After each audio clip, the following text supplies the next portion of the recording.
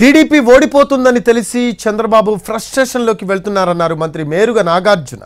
పల్నాడు జిల్లాలో వైసీపీ నేతలపై దాడులు చేస్తున్నారంటూ ఫైర్ అయ్యారాయన. పోలింగ్ రోజు నుంచి టీడీపీ నేతలు ఘోరంగా దాడులు చేస్తున్నారని ఆగ్రహం వ్యక్తం చేశారు ఆయన. వైసీపీకి ఓటు వేసిన పేదలపై దాడులు చేస్తున్నారన్నారు.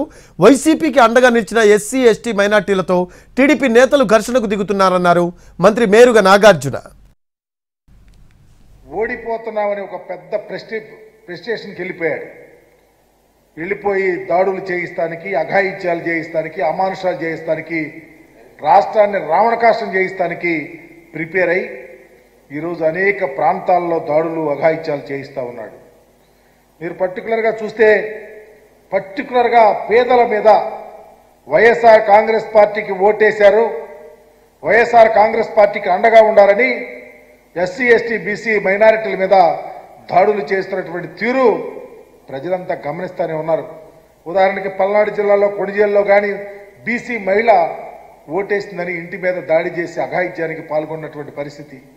అట్లాగే మాచర్లలో బేడ బుడగ జంగాలు ఓటేశారని చెప్పి వారి మీద దాడి చేసిన పరిస్థితి.